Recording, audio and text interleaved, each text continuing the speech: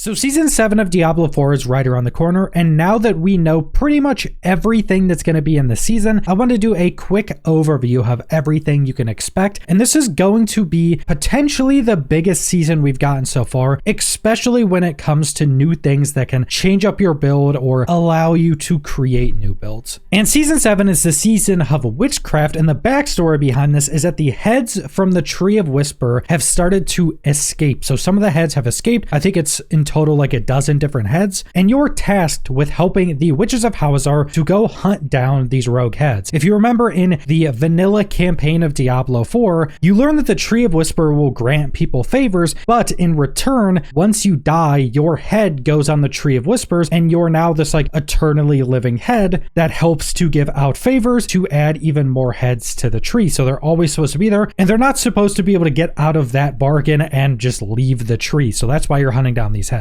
And while helping these Witches of Hawazar, you'll start to learn these new witch powers. There's 25 in total. They can all be upgraded. You'll be able to equip 5 normal witch powers and 1 unique witch power at a time. And there's going to be 4 different kinds: Eldritch, Psyche, Growth and Decay, and Lost. And Lost witch powers work in a little bit of a different way. You have to go out and find these special totems to be able to actually learn them, and they're generally going to be much more powerful. But then some of these witch powers are also going to have other tags on them, like the new reworked summoning tag with this season. So pretty much any summon in the game now is all going to share the summon tag, and it's going to scale differently than it did before. And some of these new witch powers will also have summons, so I think a lot of summon builds are also going to be pretty strong this season. Now, to earn these witch powers, you're going to be defeating the new enemy type called the Headrotten, which are primarily found in Headhunts, which is a new colored area, kind of similar to Helltides, but it seems much more condensed. And these Headhunts are just completely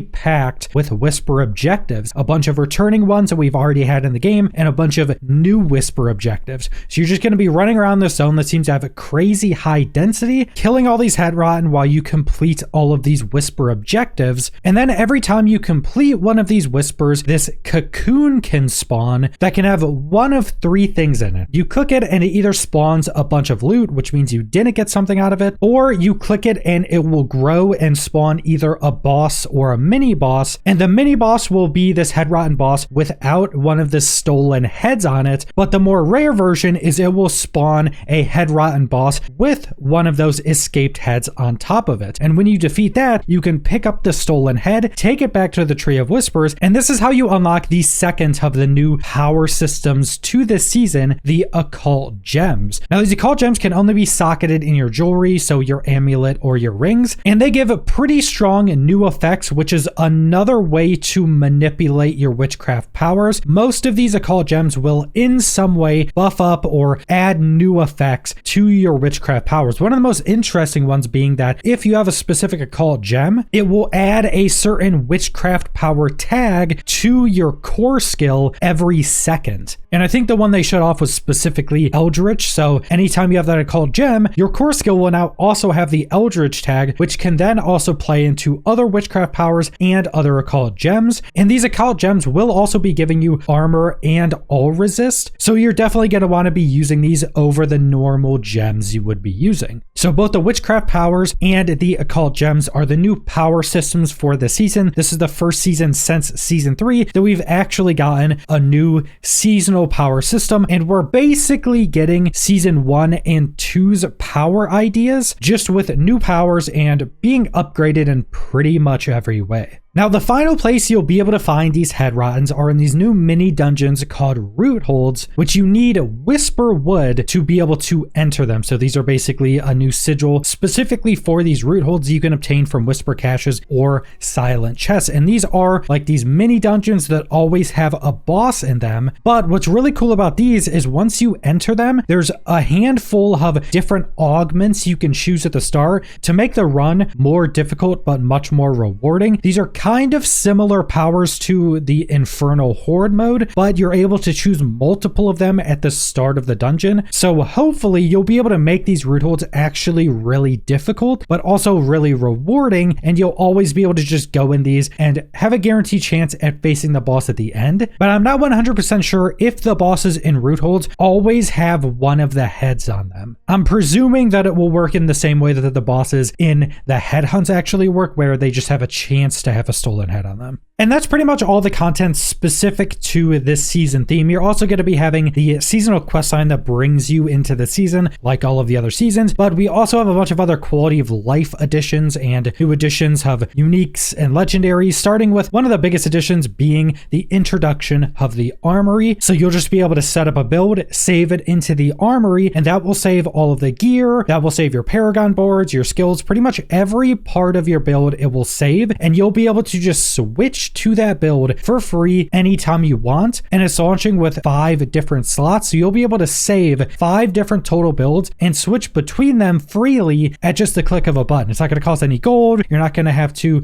re-put in your Paragon boards or anything like that. The developers did mention that this is kind of the foundation for this system, that they want to keep updating to make it more user-friendly for players, because one of the biggest issues I think with the Armory, as it's going to be in Season 7, is it doesn't store the gear from that build in the Armory window. You still have to go store that gear in your stash or in your inventory, and then it'll just take all that gear out of your, say, stash when you change to the other build. It will add a new symbol on any piece of gear that's in any of your builds, but presumably going into the future, they'll probably have ways to store those sets of gear in the actual Armory, so you don't have to keep it in your stash. But overall, Armory, one of the most requested features since the game has been released, and a pretty massive addition. There's a ton of quality of life updates and balance changes. For example, if you've completed a class quest for one of the classes previously, you can now skip it. You can still go do it, and it'll give you like a class specific cache of gear. But if you don't want to do it, you just automatically unlock your unique class mechanic, which is super nice. So you don't have to stop and go do like a quest to get your enchantment slots or to get your spirit boons as a druid. There's some pretty big updates to greater affixes and how they roll on gear and how they actually affect the gear they roll on. So like previously, you could get a unique item with 4 greater affixes, but the unique effect could be a horrible roll, meaning that roll isn't that good. But now the more greater affixes you get on a unique, the higher the roll will be, or at least the floor of that unique roll will go up higher and higher. So if you get a bunch of greater affixes on a unique, it'll pretty much always be a decent version of that unique. And then just a bunch of other changes to greater affixes and ancestral drops. We're also getting 8 new unique items and 8 new legendary affixes split between all of the different classes. Some of these new uniques are definitely really interesting. I think even most specifically is with the Sorcerer and the Necromancer. They're getting 2 uniques that change up the same skill in different ways. So specifically with the Sorcerer, you're getting 2 uniques to affect ball lightning. So one of them basically turns it into a bowling ball where you throw it at something in front of you, it hits it and does like a shotgun blast in the back. The other one now adds the effect to where the lightning balls rotate around you and you can cast it while moving. And then the one for the Necromancer affects how your Blood Wave ultimate works. So a bunch of new unique legendary affixes that will probably enable some new builds. And then we have one of the changes I went over in a previous video where putting 5 points into an ultimate skill gives it a new effect. A lot of them giving new ways to actually scale ultimates. They actually had to nerf this from the PTR for Season 7 because the scaling of the ultimates were actually so strong that everybody was just using ultimates. So I think ultimates are actually going to be really strong in this season. We got 3 new runes, 15 updated runes, and then one of the bigger quality of life updates for this season is they completely remade the Tree of Whispers, or the town around it. So now the town is going to have everything you need instead of being this kind of half town that has some other things. And you will also be able to get enhanced whisper caches, which will basically just guarantee you an ancestral item for whatever that cache would be dropping. And then like all previous seasons, we also have the season journey and the battle pass. The cosmetics in this season's battle pass actually seem to be some of the best. The season journey was kind of changed to make it a bit more difficult and be more rewarding, and also be more helpful for newer players to jump you into the season mechanics. And the season journey in general is just going to be more difficult at the later ends, but you also get a new pet